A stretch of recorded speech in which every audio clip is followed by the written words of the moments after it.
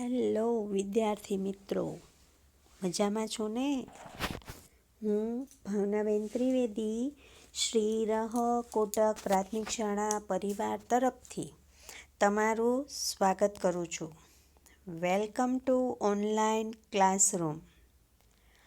ધોરણ 6 વિષય ગુજરાતી. પાઠ 2, એક જાદુઈ પત્રની વાર્તા. વિદ્યાર્થી મિત્રો, પાઠનું નામ સાંભળીને નવાઈ લાગીને કે આ જાદુઈ પત્રની વાર્તા તે વળી શું હશે, હે ને? એ આપણે સમજવાનું છે આજે. બહુ મજા આવે એવો પાઠ છે. તેના લેખક છે ડૉક્ટર રતિલાલ બોરીસાગર અને પાઠનો પ્રકાર છે હાસ્ય કથા. એટલે પાઠ સાંભળીને વાંચશો ત્યારે તમને હસવું આવશે, ખૂબ આનંદ થાય તેવો આ પાઠ છે અને તેવો આ પાઠનો પ્રકાર છે હાસ્ય કથા. વિદ્યાર્થી મિત્રો, આ ચિત્ર જોઈને તમને કંઈ યાદ આવ્યું? આપણે પહેલી કવિતા શીખી ગયા છીએ, બરાબર ને? આ ચિત્ર જોઈને કહો જોઈ, એ પહેલી કવિતા કઈ હતી? હા, એકસાથે નહીં બધા. Very good. આ કવિતા હતી આલા લીલા વાંસળિયા. આપણે એ શીખ્યા અને એનો રાગ પણ શીખ્યા હતા, બરાબર ને? હવેના નેક્સ્ટ પીરિયડમાં ભણીશું ને ત્યારે આપણે ગાન પણ એનું કરીશું. કવિતા સાંભળવાની બહુ મજા આવી હતી, હે ને? હવે આપણે પાઠ 2, એક જાદુઈ પત્રની વાર્તા એ સમજવાનો છે અને એની પહેલાં લેખકનો પરિચય પણ મેળવવાનો છે. એટલે કે પાઠના લેખક વિશે આપણે જાણવાનું છે. એ તો જાણવું જ જોઈએ ને. સરસ મજાનો પાઠ ભણીએ કે સરસ મજાની કવિતા સમજીએ તો એના લેખક કોણ છે અથવા તો કવિ કોણ છે એના વિશે પણ જાણવું જરૂરી છે. તો જ મજા આવે ને કાવ્ય કે પાઠ સમજવાની. તો હવે આપણે લેખકનો પરિચય મેળવીએ. એક જાદુઈ પત્રની વાર્તા હાસ્ય કથા છે અને તેના લેખક છે ડૉક્ટર રતિલાલ બોરીસાગર. તેનો જન્મ 31/8/1938 થયેલો.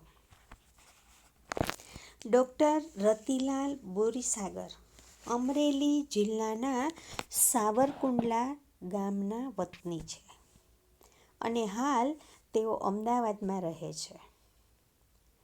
તેઓ ગુજરાત રાજ્ય પાઠ્યપુસ્તક મંડળ, ગાંધીનગરમાં નાયબ નિયામક રહી ચૂક્યા છે. એટલે કે તમે ચોપડીની ઉપર પણ આ નામ સાંભળ્યું છે, વાંચ્યું છે. ગુજરાત રાજ્ય પાઠ્યપુસ્તક મંડળ. તમે નવું વર્ષ શરૂ થાય અને પૂછો છો કે ટીચર બુક્સ કઈ લેવાની છે, ત્યારે તમને આ કહીએ છીએ, યાદ છે ને? ગુજરાત રાજ્ય પાઠ્યપુસ્તક મંડળની ગુજરાતી લેવાની એવું તમને કહેવામાં આવે છે. તો એ ગુજરાતી જ્યાં બને છે, જ્યાંથી નક્કી થાય છે, એ પાઠ્યપુસ્તક મંડળના તેઓ નાયબ નિયામક રહી ચૂક્યા છે. હાસ્ય સાહિત્ય ક્ષેત્રે પોતાની આગવી શૈલી દ્વારા સાહિત્ય રસિકોના દિલ જીતી લીધા છે. એટલે કે હાસ્ય કથાઓ એમણે ખૂબ સરસ રીતે લખી છે. તેમના હાસ્ય લેખોમાં જીવનની સામાન્ય અસામાન્ય સ્થિતિમાંથી વિશિષ્ટ નિરીક્ષણ તથા મર્મગ્રાહી દ્રષ્ટિથી હાસ્ય નિષ્પન્ન થાય છે. એટલે સાવ સામાન્ય વાતમાંથી પણ ખૂબ જ જ્ઞાન આપી જાય એવું હાસ્ય એ રજૂ કરી દે છે. માણસની ચિત્ર વિચિત્ર ખાસિયતોનું વેધક ચિત્ર તેમના સર્જનમાં ઉપસે છે. મરક મરક અને આનંદલોક એ તેમના જાણીતા હાસ્ય ગ્રંથો છે. તેમના હાસ્ય ગ્રંથોનું નામ શું? મરક મરક અને આનંદલોક. આ ગ્રંથોને વિવિધ પારિતોષિકો પણ પ્રાપ્ત થયા છે. પારિતોષિક એટલે ઇનામ. એક કાલ્પનિક ઘટનાનો આશરો લઈને, વિશિષ્ટ પરિસ્થિતિ ઊભી કરીને, એને પૂરેપૂરી ચગાવીને એક જાદુઈ પત્રની વાર્તામાં લેખકે ખરેખર વાર્તા જેવો રસ નિષ્પન્ન કર્યો છે. પ્રસંગોની રજૂઆત, સંવેદનોની વેધકતા તથા ગદ્ય શૈલી દ્વારા હાસ્યકથાનો સુંદર પરિચય કરાવે છે. તો લેખકે હાસ્યકથાને ખૂબ સરસ રીતે અહીં રજૂ કરી છે અને એ પણ જાદુઈ પત્રની વાર્તા છે. બરાબર ને? અને આમ પણ તમને જાદુ જોવું તો ખૂબ જ ગમે છે, હે ને? તમે એવું જાદુ પણ જોતા હશો. ઘણી વખત તમે જાદુગર પાસે જઈને ખેલ જોતા હશો કે ટોપી મૂકે, ટોપીની નીચે કબૂતર હોય, ટોપી મૂકી અને ઊંચી કરે અને કબૂતરમાંથી એ પીંછાઓ બની જાય અથવા તો રૂમાલ બની જાય અથવા તો એ છૂ થઈ જાય, ગાયબ થઈ જાય. તો આવા જાદુ જોવા બહુ ગમે છે, હે ને? મને ગમે છે, તમને ગમે? હે ને? ખૂબ મજા આવે, બરાબર ને? એ તમારા હાથમાં સિક્કો આપે, પછી એમ કે તમારા હાથમાં રાખો અને મુઠ્ઠી બંધ કરવાનું કે તમે મુઠ્ઠી બંધ કરો અને પછી કે ખોલો તો સિક્કો ગાયબ થઈ ગયો હોય અને પછી એ તમારા કાનને અડીને કે જુઓ તમારા કાનમાંથી સિક્કો નીકળ્યો. તો આવા બધા જાદુ જોવાની મજા આવે, હે ને? તો એવા જાદુની નહીં પણ એની સમકક્ષ એવા જાદુની વાત આ પત્ર દ્વારા છે. એટલે કે પત્રમાં એવું શું છે કે જેથી આ લેખકને અને એના મિત્રને ખૂબ આનંદ આવે છે, ખૂબ હાસ્ય સાથે એ લોકો આનંદ કરે છે. તો એ આ પત્ર વિશે આપણે આ પાઠમાં સમજવાનું છે. બરાબર? ચાલો સમજીએ. નિરંજન એક રવિવારે મારે ત્યાં આવ્યો. કહે, ચાલ આજે આ પહેલા શોમાં ફિલ્મ જોવા જવું છે. ટિકિટ લાવ્યો છે? મેં પૂછ્યું. ના, ટિકિટ તો નથી, પણ ટિકિટ ન હોય તો આજે રવિવારે ફિલ્મ જોવાની વાત પણ કેવી રીતે થઈ શકે? રવિવારે તો થિયેટરમાં ખૂબ ગીર્દી હોય એટલે ફિલ્મ જોવા જઈ શકાય નહીં. તું ચાલ તો ખરો, કંઈક મેળ પડી જાય તો ઠીક છે, નહીંતર પાછા. થિયેટર કંઈ બહુ દૂર ન હતું ને ઘેર ખાસ કંઈ કામ ન હતું એટલે હું તેની સાથે નીકળ્યો. પણ થિયેટર પર હાઉસફુલનું પાટિયું ઝૂલતું હતું. એટલે કે થિયેટરમાં જતાં ખબર પડી કે શોની બધી જ ટિકિટ વેચાઈ ગઈ છે. હવે એમાં બેસવાની જગ્યા નથી, એટલા માટે ત્યાં લખ્યું હતું હાઉસફુલ. કેમ? હું ખોટું કહેતો હતો? આજે યાર પત્તો ન જ ખાય, મેં કહ્યું. નિરંજન ઘડીભર ઝંખવાણો પડી ગયો. ઝંખવાણો પડી જવું એટલે નિરાશ થઈ ગયો, મોઢું ઉતરી ગયું. એને એમ થયું કે ખોટા આવ્યા એવું થઈ ગયું. પણ એકાએક તેનો ચહેરો ચમકી ઉઠ્યો. ચમકી ઉઠ્યો એટલે આમ એને વિચાર આવ્યો, કંઈક યુક્તિ સૂઝી આવી અને ખુશ થઈ ગયો. તેણે ખિસ્સામાંથી એક કાગળ કાઢીને મારા હાથમાં મૂક્યો. છાપેલા લેટર પેડ પર કશુંક લખ્યું હતું. અહીંયા લેટર પેડ એટલે કાગળ ઉપર કોઈ પણ વ્યક્તિનું, કંપનીનું નામ લખેલું હોય. એ નામ લખેલું હોય અને નીચે આખો કાગળ કોરો હોય એને લેટર પેડ કહેવામાં આવે. તમે સ્કૂલમાં પણ આવું આપો છો, બરાબર ને? અને સ્કૂલમાંથી તમને પણ આવું આપવામાં આવે છે. ઉપર સ્કૂલનું નામ લખ્યું હોય કે શ્રી રહ કોટક પ્રાથમિક શાળા આવું લખેલું હોય ને નીચે આખો કાગળ ખાલી હોય જેની અંદર તમે કંઈ પણ લખી શકો. તો એ લખો એટલે એ આખો કાગળ લેટર પેડ થયો. મેડમ આપણને સૂચના લખીને આપે છે, બરાબર? તો એ આખો કાગળ લેટર પેડ થયો કહેવાય. એવો લેટર પેડ ઉપર કશુંક લખ્યું હતું. મેં ઘણીવાર ખરાબ અક્ષરોમાં લખાયેલું વાંચ્યું છે, એટલે કે વાંચવાનો પ્રયત્ન કર્યો છે. મારા પોતાના અક્ષર પણ કંઈ બહુ સારા નથી, પણ આ પત્રના અક્ષરો જેવા ખરાબ અક્ષરો મેં આજ સુધી ક્યારેય જોયા ન હતા. એટલે કે લેટર પેડવાળા કાગળની અંદર લખ્યું હતું ને એના અક્ષરો ખૂબ જ ખરાબ હતા. તમે પણ ઘણા બધા ખરાબ અક્ષરોને જોયા હશે, બરાબર ને? અને તમે તો તમારાય ખરાબ અક્ષરો જોવો છો અને પછી પૂછીએ કે બોલ આ શું લખ્યું છે તો તમે જ કહો ટીચર લખ્યું છે પણ વંચાતું નથી, આવું કહો છો, બરાબર ને? તો એવું જ આ લેટર પેડ ઉપર થયું હતું. જેમ સુલેખનની હરીફાઈઓ થાય છે. સુલેખનની હરીફાઈ આપણે કરીએ છીએ, બરાબર? વર્ષ નવું શરૂ થાય, જૂન મહિનો શરૂ થાય અને થોડાક દિવસ હોય ત્યારે આપણે સુલેખન હરીફાઈ રાખીએ છીએ, બરાબર ને? દરેકને સરસ મજાનો કાગળ આપવામાં આવે છે, એક પેરેગ્રાફ આપવામાં આવે છે અને તમારે એનું સુલેખન કરવાનું હોય છે અને પછી તમને એનું પ્રાઇઝ પણ આપવામાં આવે છે. કરીએ છીએ ને? યાદ આવી ગયું ને? હા, તો એ સુલેખનની હરીફાઈઓ તો થાય જ છે. તેમ જો કુલેખનની હરીફાઈઓ યોજાય તો આ અક્ષરોનો લખનારો જ્યાં સુધી એમાં ભાગ લે ત્યાં સુધી બીજા કોઈને ઇનામ જ ન મળે. વિચારો જોઈ, જેમ સુલેખનની હરીફાઈ હોય એમ કુલેખન એટલે ખરાબ અક્ષરે લખવાની હરીફાઈ.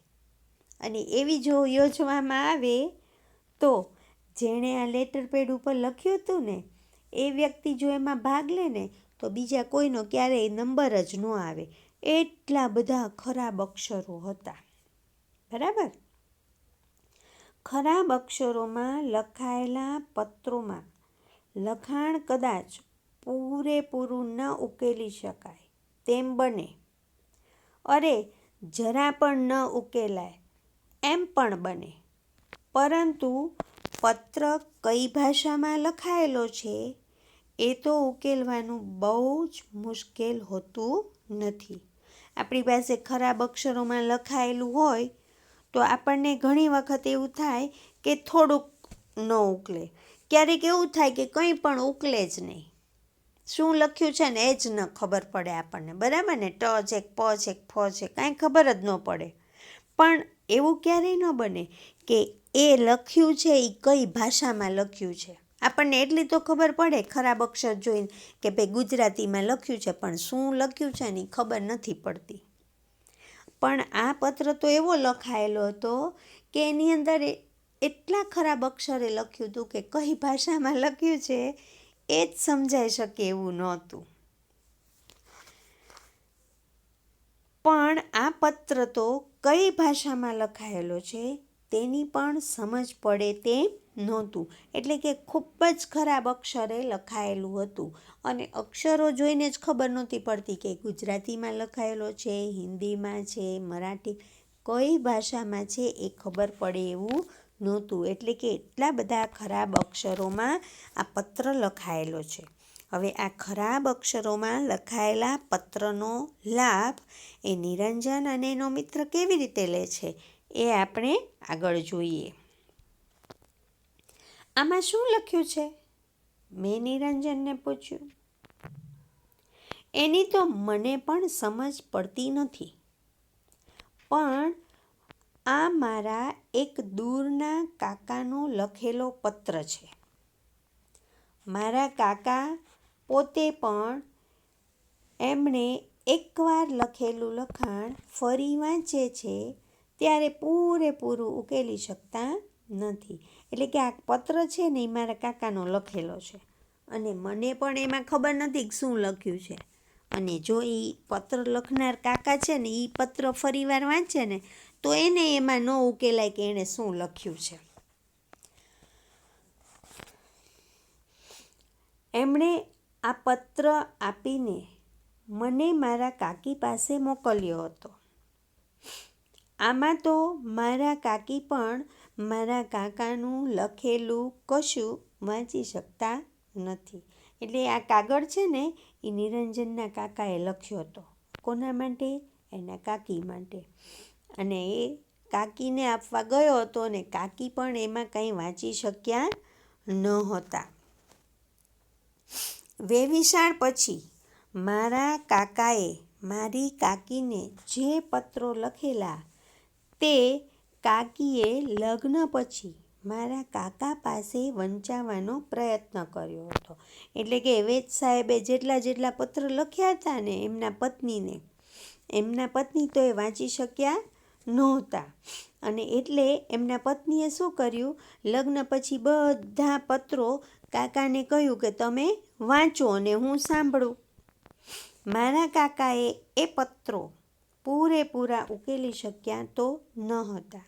એટલે આ પોતે લખેલા પત્ર પણ પોતે ઉકેલી શક્યા ન હતા.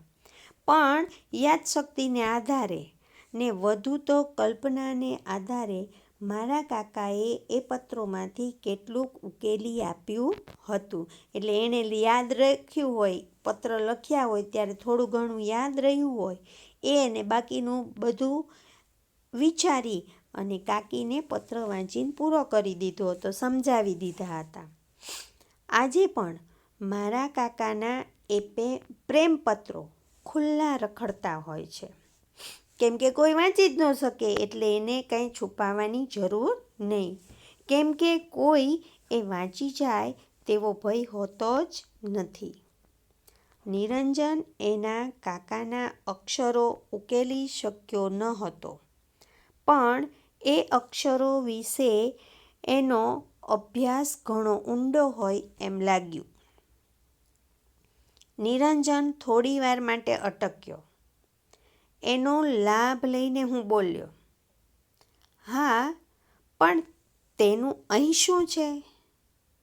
ફિલ્મ ન જોવાય એટલે શું આ પત્ર ઉકેલવામાં 3 કલાક ગાળવાના છે?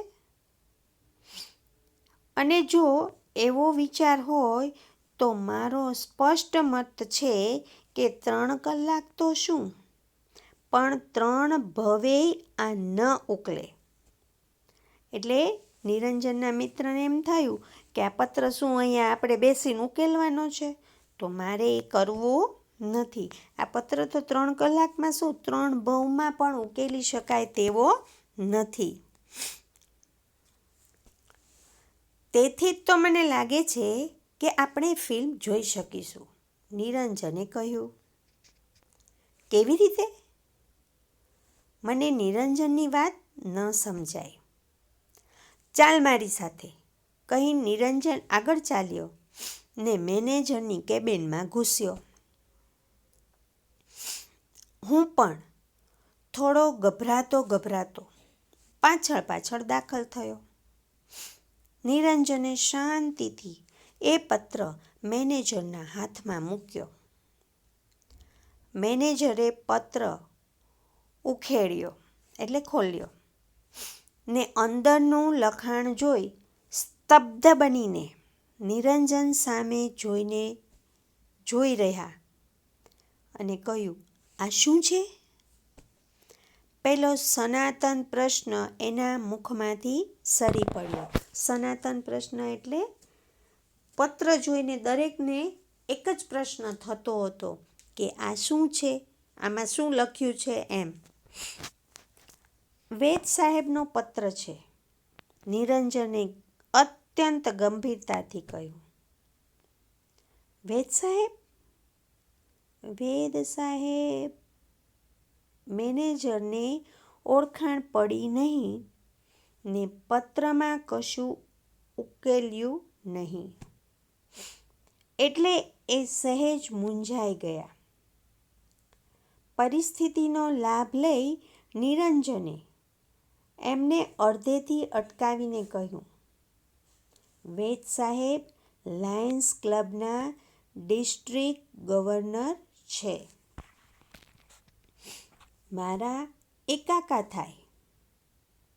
એમણે કહ્યું છે કે મેનેજર સાહેબને આ પત્ર આપશો એટલે એ બંને મિત્રો માટે ફિલ્મ જોવાની વ્યવસ્થા કરી આપશે. કારણ કે ખબર હતી પત્રમાં શું લખ્યું છે કોઈ ઉકેલવાનું જ નથી. એટલે એણે બમકોળો માર્યો અને મેનેજરને કહ્યું કે આમાં લખી દીધું છે કે આ બંને છોકરાઓને પિક્ચરમાં જોવાની વ્યવસ્થા કરી આપો એમ. હવે જુઓ શું થાય છે. મેનેજર દિગ્મૂઢ બનીને ઘડીક પત્ર સામે જુએ અને ઘડીક નિરંજનની સામે જુએ. દિગ્મૂઢ બનીને એટલે વિચારમાં પડી ગયો કે હવે શું કરું, આમાં તો મને કંઈ ઉકેલાતું નથી. એણે ચશ્માના કાચ પણ 2-3 વાર સાફ કરી જોયા. એને એમ થયું કે કદાચ કાચમાં કાંઈ હોય, ચોંટ્યું હોય, ઝાંખો થઈ ગયો હોય તો મને નહીં દેખાતું હોય. એટલે એણે કાચ સાફ કરી જોયા પણ કંઈ વળ્યું નહીં.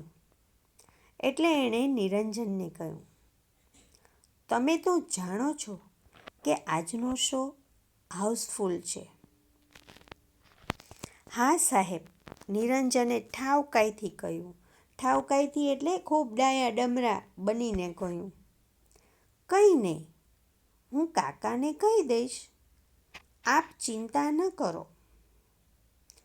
એટલું કહીને એણે અત્યંત સ્વાભાવિકતાથી મેનેજરના હાથમાંથી પત્ર લઈ લીધો.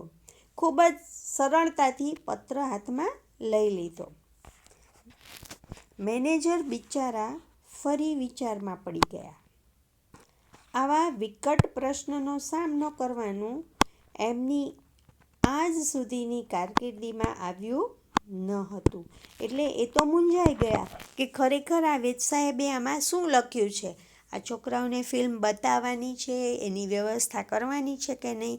કારણ કે એને કશું ઉકલતું નહોતું અને તે પેલા 2 છોકરાઓને પણ ઓળખતા નહોતા.